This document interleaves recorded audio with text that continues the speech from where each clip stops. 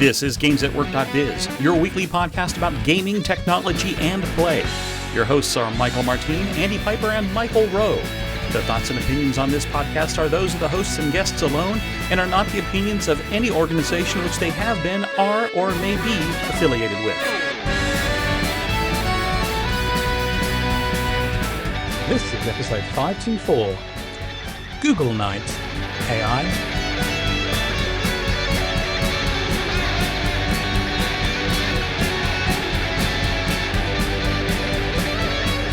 Hello, welcome again to GamesAtWork.biz. My name is Andy Piper, and I am one of three co-hosts for this show. And this week I have only one of the other two with me again, and it's one of two people called Michael. This is Michael Martin. How are you, Michael? Good to have you back. Oh, so good to be back here too. And Michael and I, slapped hands on the turnbuckle and then jumped into the ring. And so I'm grateful to be back in and tag teaming here with you. It's been the Michael relay for the last few weeks, but at least it gives listeners a bit of variety. Yes, exactly. Not too much of either Michael. Just maybe just enough. I don't know. Could be both. We'll see. Boy, the thin bit of Michael. I loved the show from last week, and I thought it was just a ton of fun. And you and I have put together some really fun things here for this week too. Starting with a little experiment that we ran just as we're putting the show notes and the run of show together around Google's most recent capability to create personalized storybooks. So this week, we'll come on to this story shortly. OpenAI did a couple of big releases. They released an open source model, and they also released GPT-5. But we'll come back to those stories. But I think as a result of that news item, the other folks in the space had to do something. Their competitors have all been throwing stuff out as well. And of course, with the AI industry right now, it's just a continuous stream of news and updates and look what cool stuff you can do. So Google launched a new tool within Gemini that lets anyone create an illustrated storybook by describing it. And it's pretty straightforward. It creates a exactly 10-page storybook with illustrations and some text. The left-hand page is an illustration. The right-hand page is some text, or vice versa. I forget. It's quite fun. It's quite nice. The story on the verge here shows some quite alarming versions of this, including a story about it looks like a deer who's in a kitchen wearing an apron, an anthropomorphized deer, and there's a story here about some kind of, I guess, spaghetti sauce, but it looks more like a murder scene to my adult eyes, perhaps. But anyway, I mean, it looks okay, I think. So Michael and I thought, we can't really talk about this without trying this stuff out. Yeah. So you ran an experiment before we started recording, and I asked my Gemini assistant. I know I have Gemini because I pay for Google One, which is the service that gets you like loads of storage to share for the family and so on. So that means my family members can back up all their phones and all that sort of stuff. So, and I get Gemini as a side effect of that. I asked it to create a storybook that teaches a child about 3D printing with a friendly 3D printer. And sure enough, it has generated, and it didn't take massively long, a short, exactly 10-page story with my name as author, even though all I did was give it that prompt. There's a few inconsistencies. The art style is relatively consistent, but there are a few things, such as the car that gets 3D printed being different between different pages. Not significantly different. It remains a red sporty-ish car, but in one of the pages it's definitely a car from Pixar's Cars, which may or may not be a copyright problem. It's not terrible. It's quite fun. I don't hate it, other than the fact that I know that this has removed somebody else's opportunity to write a similar story for children and use their own creativity and illustrations and so on. It was difficult. I think it's designed to be read aloud, and there is a listen button in the user interface to read it out to you. So there is, yeah. There is. So, and then with that, in that listen interface, you can say, I want a higher or lower voice. So presumably male or female-ish for the child to listen to. To export it as an actual book as such, you can use the print interface, which will let you save to PDF on the Mac, but that will kind of do a bit of a janky job of it. It doesn't really let you print a storybook. As we said, not terrible, but interesting. Not something I'm going to use to read stories to my own child, because one, I don't have a child, and two, I would probably read a book from an actual bookshelf. But yeah. Yeah, my takeaway is that it's another handy way of doing something creative. The images are certainly good, and surprisingly, for a 3D printer, it did a great job of giving it some personality and smiley faces. So the cover, the 3D printer has 3 faces. It has one on the nozzle, one on the little LCD screen at the bottom, and then it has one that's kind of just floating in midair with the door open. And the same. In the second picture, it has the floating face and the one on the LCD screen, but nothing on the nozzle. The third picture, the face is now on the door, which is open, and the door it's kind of looking away from the rest of the scene. It's very bizarre how some of these things. If you were actually writing a kind of a book and thinking about this, you would probably not allow these inconsistencies. For something that took less than a minute to generate, there you are. And if you needed a good night's story and maybe you were at your wit's end and not creative enough to make one up about again, whatever. the printer is relatively consistent throughout, considering what other things I've seen AIs generate, AI models and LLMs and things generate, but it does change color and controls move around and things. This is what I'm interested in. I'm looking at all those little details. I'm not sure whether a child would be that bothered, but anyway. So we're going to stick with Gemini for a moment and hallucinations. And hallucinations, right? So just like the fish had an arm, we have an article here from The Verge about the Google Med Gemini had apparently a typo, and it created a body part that doesn't exist. So what is Med Gemini? Well, my understanding is it's a flavor of Gemini that has been trained on medical models, but that's about the extent of what I know about it. Yeah. I could hallucinate something else, though. It does look like that. So now Google claimed that this error was a typo, but I was reading something today that was it was a Mastodon post where somebody was talking about vibe coding and then saying, well, wait, you talk about vibe coding and how great it is, but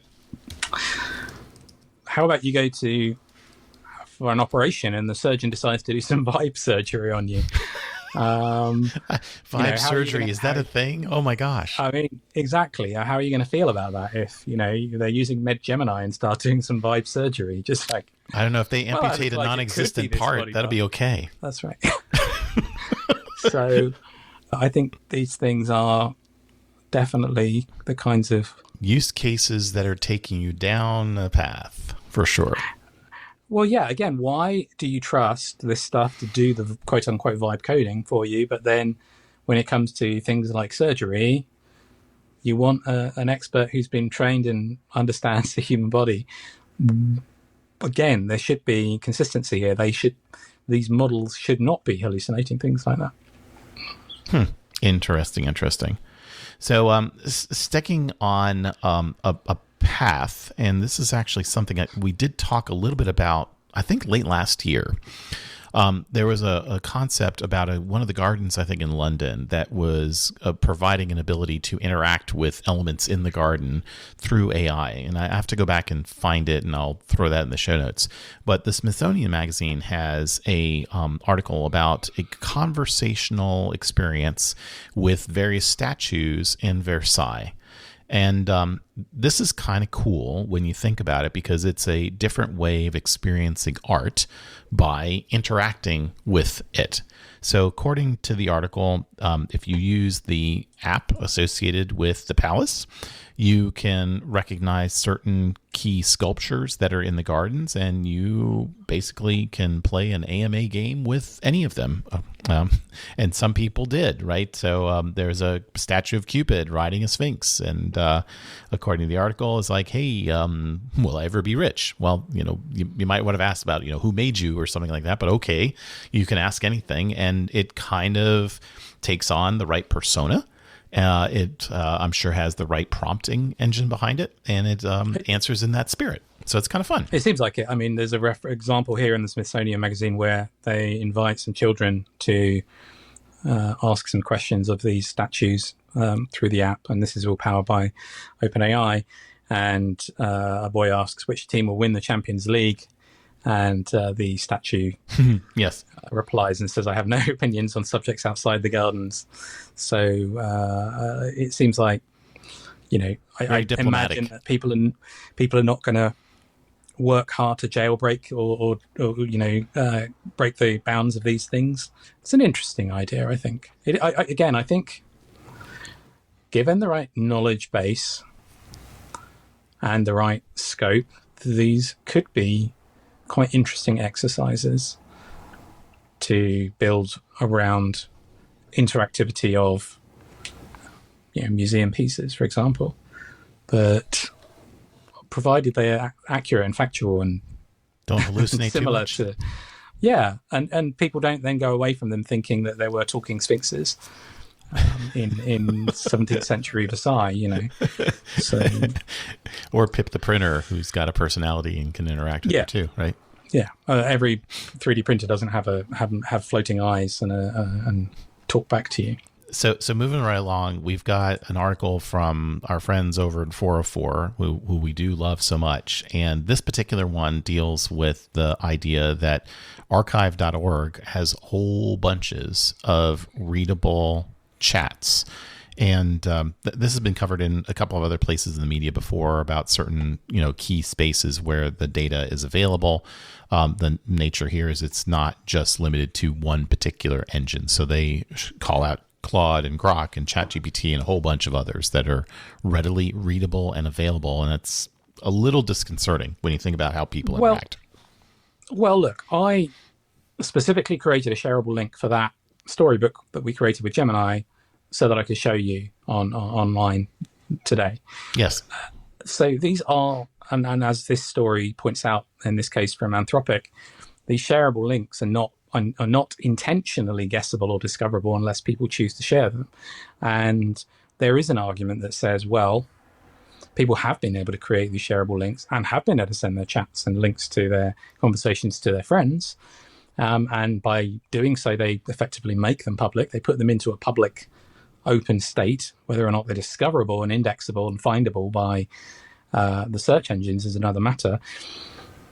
It's interesting because we've had these conversations about the AI companies deliberately subverting the rules of the web, the conventions of robots.txt, and ignoring them and saying, no, I'm just going to go get as much data from any website as I want, and I'll spin up agents that pretend to be other things in order to do so. Yeah, I'm not a robot. This week there was another big story from about Anthropic. No, I'm sorry, it wasn't about Anthropic. It was about Perplexity and how I saw that. Cloudflare were calling out the fact that they were deliberately avoiding efforts to limit their access using robots.txt or any other method means. And the counter argument to that is that these tools are acting more as agents on behalf of a user. Therefore, the user's intent is to access the data. Therefore, those tools should be able to go access the site. The flip side of that is when we make these this stuff indexable, or we make this stuff shareable, the third-party tools that are doing the scraping or spidering ignore the historical rules or agreements about robots.txt and the way the internet works, and go and grab the data anyway, even if they've, for example, got no index marked on them, as I imagine they might be if they were shared via link, but not intended to be generally public chats. And so, yeah, I think there's a lot of things to unpick there in terms of what's happening with this data, who has access, whether it's fair game or not, whether people's intention or expectation was that their chats and other conversations would become search engine fodder. That was a very long-winded way of saying I think there's a lot of questions to be answered here and a lot of things to be figured out. Yeah, you know what? While you were chatting, I just was scanning our next topic around ChatGPT 5, and it's funny if I scroll down, and I'll put a unique link to this too. There's a related article in there that says even the guy who makes ChatGPT says you probably shouldn't use chatbots as therapists.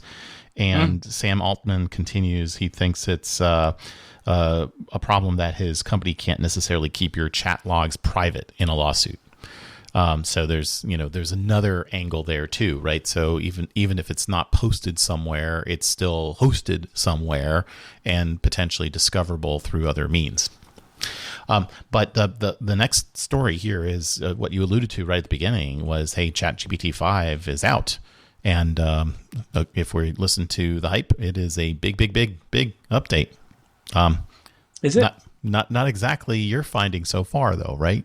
I think once you're used to this stuff, or once you've used it a few times, they're all very comparable. I think they're all shown, improvements over time, and they're all, I think there are some that are potentially better at coding or more tuned for that kind of task versus general questions and answers or whatever. If you look at some of the things they've added here, they've changed some of the voices.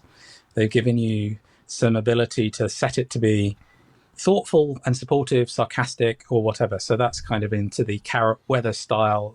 How aggressive and sarcastic do you want your friendly weather app to be? Thank you, Carrot. There's four examples, or four options: cynic, robot, listener, and nerd that you can opt into.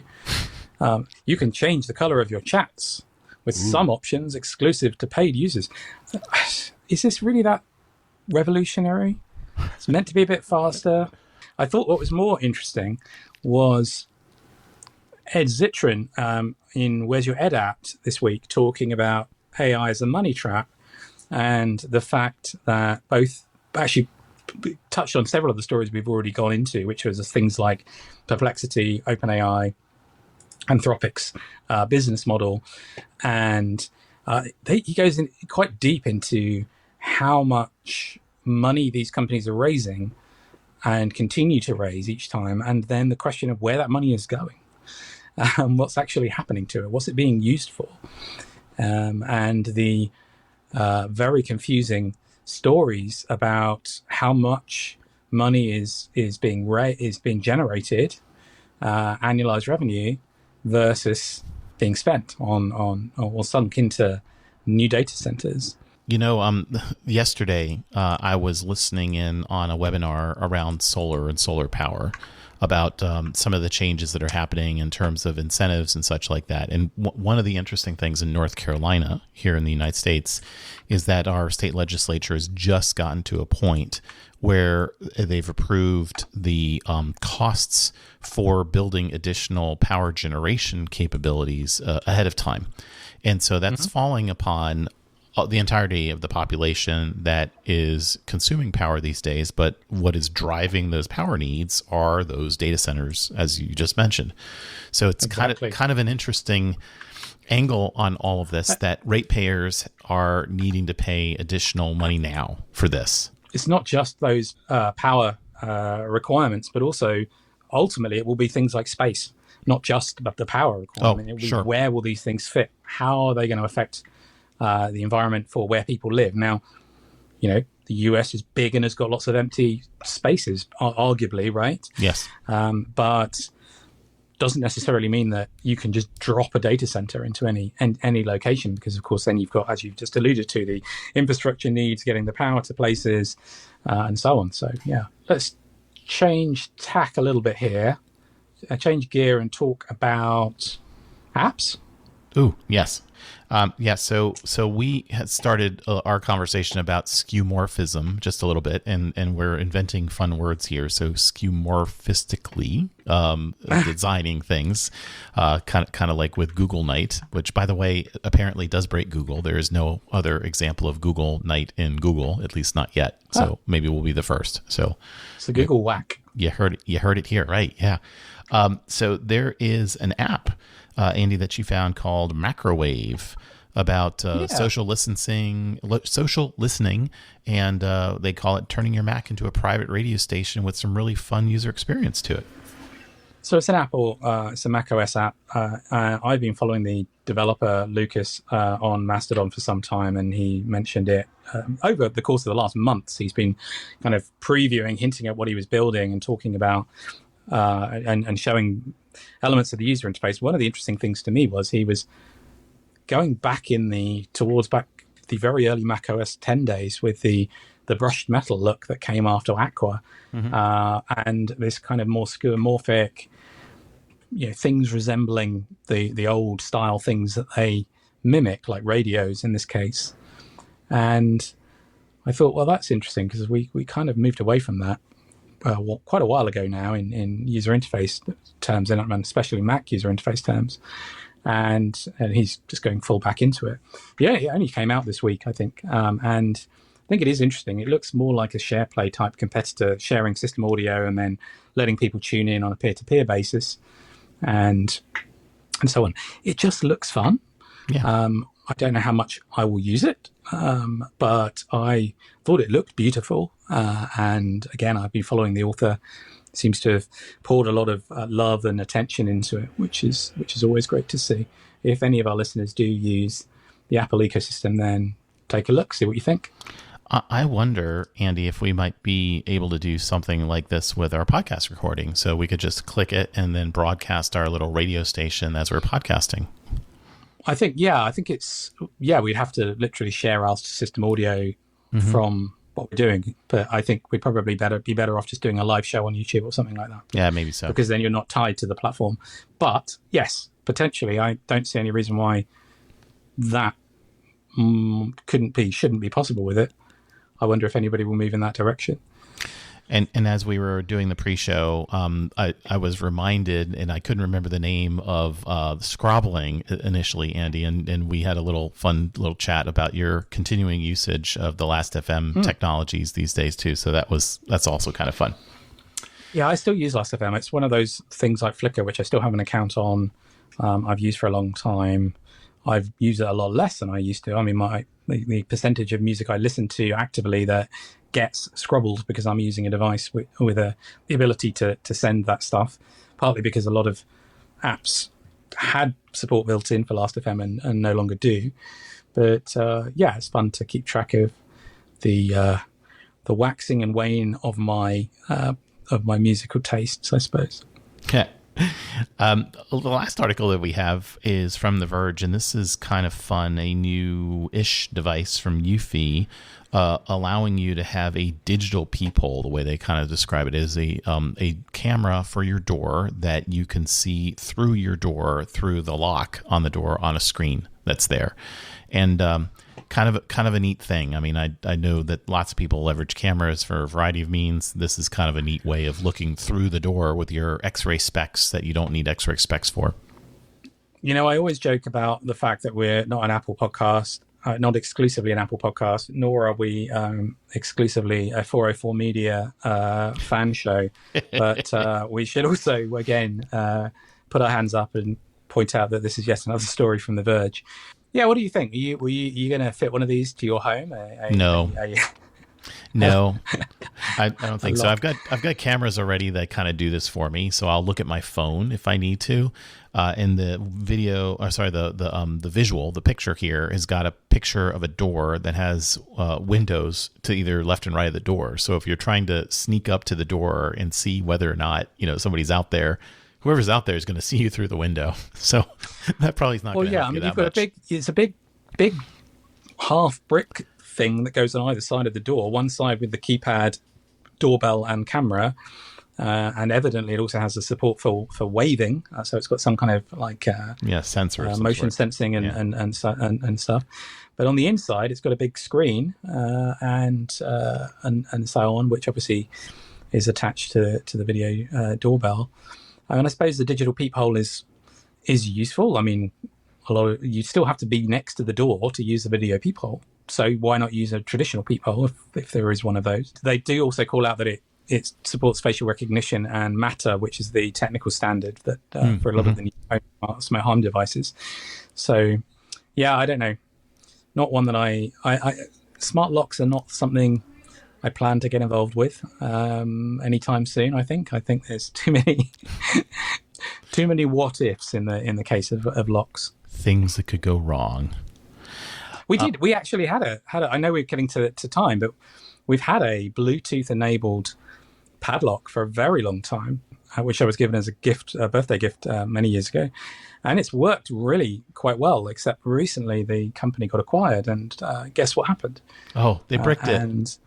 And guess what state the lock was in when that happened? And we suddenly discovered that we could no longer. No. So then we were looking at having to get an angle grinder to cut through it. I did manage to do a factory reset type situation, but yeah, it was once bitten, twice shy on that one, I think. Yeah, connecting into the internets for stuff like that has that challenge. The last thing that I've got before we get out of Dodge is where am I going to be next week? So where are you going to be next week, Michael? I am going to be on the show next week, which is good. Oh, but before that, on Tuesday, I've been asked to give the convocation address at the North Carolina School of Science and Math, which is really, really exciting. And they were so kind as to interview me, and an article about me so that people know who I am a little bit is on the Science and Math website. So they concentrate on my experiences from 40 years ago. You had a makeover for that photograph. No. Maybe just a little bit. You look very, very, very smart in the photo at the top. This is great. We'll definitely include this in the show notes. It's lovely to see. I haven't not read this story yet, so I'm looking forward to taking a look after we finish recording. Yeah, and enjoy the opportunity. It's always special to do those kind of things. So. Absolutely, I'm so looking forward to it. All right, so with that, friends, we'll leave you, and fingers crossed, we will be back at full strength next week on gamesatwork.biz. See you, everyone. See ya. You've been listening to GamesAtWork.biz, the podcast about gaming technology and play. We are part of the Blueberry Podcasting Network, and would like to thank the band Random Encounters for their song, Big Blue. You can follow us at our website at GamesAtWork.biz.